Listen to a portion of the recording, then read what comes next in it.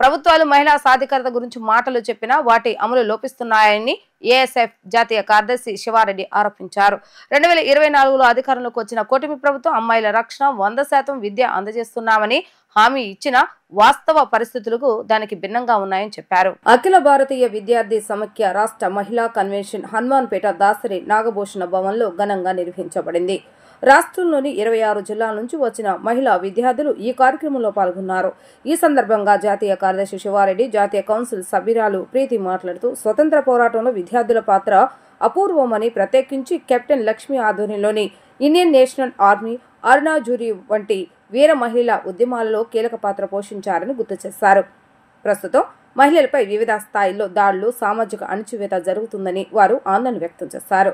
ప్రభుత్వాలు మహిళా సాధికారత గురించి మాటలు చెప్పినా వాటి అమలు లోపిస్తున్నాయని విమర్శించారు. ఈరోజు స్కూల్ స్థాయి నుంచి ఉన్నత విద్యాస్థాయికి మహిళల్లో అడ్మిషన్లు క్షీణిస్తున్నాయని, +1, +2 దశలో 20% మాత్రమే కాగా డిగ్రీ స్థాయికి అది 30%కే పరిమితమైపోతుందని అన్నారు. అలాగే 33% రిజర్వేషన్ బిల్లు ఇప్పటికీ అమలు కావటం లేదని ఈ విషయంలో మాజీ ఏఐఎస్ఎఫ్ నాయకులు పోరాటానికి గుర్తు చేశారు. ఎస్సీ, ఎస్టీ, బీసీ మహిళా హాస్టల్లో సౌకర్యాల కొరత వల్ల విద్యార్థులు ఆరోగ్య సమస్యలతో బాధపడుతున్నారని, శానిటరీ నాప్కిన్ల సరఫరా వంటి అవసరాలు కూడా తీరటం లేదని తెలిపారు. కేరళలో పీజీ విద్యార్థులకు ప్రసూతి సేవలు అందజేస్తున్నట్లుగా ఉదాహరణగా పేర్కొన్నారు. గాయాలైనాయని చెప్పి ఏదో చిన్నగా మీరు తొందరగా కోలుకోవాలని చెప్పి ట్విట్టర్లో ఎక్కడ పడితే అక్కడ ట్వీట్ చేయడం కానీ, సమాచారం అందించడం కానీ, అక్కడ ఏమో జరిగిపోయిందని చెప్పి స్పందిస్తున్నారు. మేము కాదనట్లే, మీరందరూ స్పందించాలి, వాళ్ళకి ఎక్కాలి, అక్కడ దగ్గరికి వెళ్ళాలి. ఇంకా స్వయంగా మీరే కూడా అక్కడికి వెళ్ళి వాళ్ళని పరామర్శించాలి, వాళ్ళ ఆరోగ్య స్థితి ఎట్లా ఉందో కనుక్కోవాలి.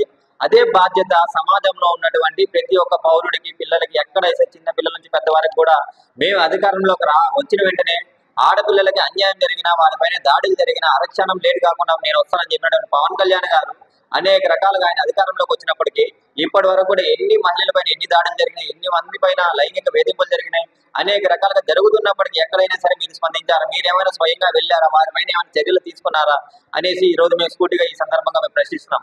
కావున ఇప్పటికైనా ఆలోచన చేయాలి. ఆ ప్రభుత్వం ఏమో మీరు మొబైల్ని 5 సార్లు షేక్ చేసి వెంటనే వెళ్ళేసి వాళ్ళని అరెస్ట్ చేస్తాం, వాళ్ళపైన చర్యలు తీసుకుంటా ఉన్నారు. మళ్ళీ గవర్నమెంట్ వచ్చింది, మళ్ళీ మీరు 5 సార్లు అవసరం లేదు 3 సార్లు షేక్ చేస్తే చాలు మేము వాళ్ళపైన చర్యలు తీసుకుంటా ఉన్నారు. ఇలాగా ప్రభుత్వాలు మారినప్పుడు సెల్ ఫోన్లో యాప్లు పేర్లు మారుస్తున్నారు తప్పనిచ్చి ఆ ఫోన్లలో యాప్లు ఇన్స్టాల్ చేయించడానికి 1 సంవత్సరం కాలం ఈ రోజు ఆ పద్ధతిలో టైం అయిపోతుంది తప్పనిచ్చి ఎక్కడ కూడా ఈ సంవత్సర కాలంలో ఎంతమంది ఆడపిల్లలపైన అన్యాయం, వాళ్ళపైన దాడులు జరుగుతున్నాయి, లైంగిక వేధింపులు గురి అవుతున్నారు. ఇంకా ముఖ్యంగా అయితే సోషల్ మీడియా ప్లాట్ఫామ్ పైన ఎంతమంది ఇబ్బంది పడుతున్నారు. వాళ్ళు కనీసం వాళ్ళ తల్లిదండ్రులకి, అమ్మా నాన్న కూడా చెప్పని పరిస్థితులు ఈ రోజు ఆడపిల్లలు ఈ రోజు రాష్ట్ర వ్యాప్తంగా కూడా ముగ్గిపోతున్నారు. కాబట్టి ఇలాంటి ఆలోచన సమస్యలు ఎదుర్కొన్న సమస్యలపైన ఆలోచన చేయాలి పవన్ కళ్యాణ్ గారు. మన పిల్లలే కాదు, సమాజంలో ప్రతి ఒక్క పిల్లలపైన కూడా మీరు ఒక రాష్ట్ర ఉప ముఖ్యమంత్రిగా మీకు ఆ బాధ్యత ఉందని చెప్పి మీరు మర్చిపోతున్నారేమో. ఇప్పటికైనా మేల్కోండి.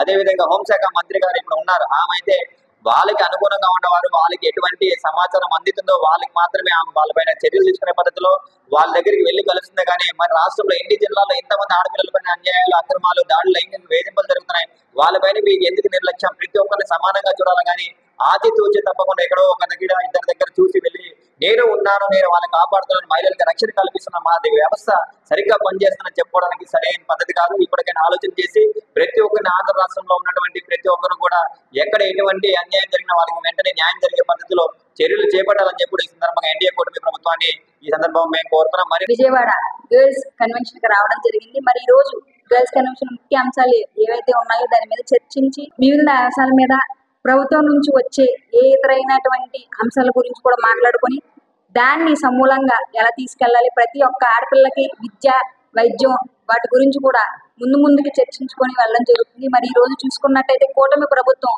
వచ్చి 100 రోజులు పూర్తయిందని ఘనంగా సెలబ్రేషన్ చేసుకున్నారు. కానీ ఆడపిల్లలకి సంబంధించినటువంటి దాంట్లో పూర్తిగా విఫలైందని నేను ఈ రోజు తెలియజేస్తున్నాను. అదేవిధంగా కూటమి ప్రభుత్వం వచ్చి ఆడపిల్లలకి మినిమం కాస్మెటిక్ ఛార్జీలు కానివ్వండి, శానిటరీ ప్యాడ్స్ కానివ్వండి, కనీసం ఆహార వసతులు కూడా హాస్టల్లో అందివ్వలేకపోతున్నారు. ఈ ప్రభుత్వం పూర్తిగా ఇన్ని విషయాల్లో ఫెయిల్ అయింది. అదేవిధంగా మన నరేంద్ర మోడీ గారు భారత ప్రధాని ఈ రోజు 1 నేషన్ 1 ఎలక్షన్ అని అంతర్జాతీయంగా మొత్తం అన్ని కళాశాలలో, పాఠశాలలో అన్ని విధాలుగా తీసుకెళ్తున్నారు. కానీ ఆడపిల్లల మీద జరిగే అత్యాచారాల గురించి మాత్రం ఎక్కడ మాట్లాడలేదు.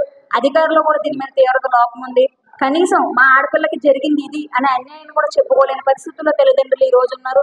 మరి ఈ కూటమి ప్రభుత్వం ఏం చేస్తుంది ఆడపిల్లల గురించి అనేసి నేను అడుగుతా ఉన్నాను.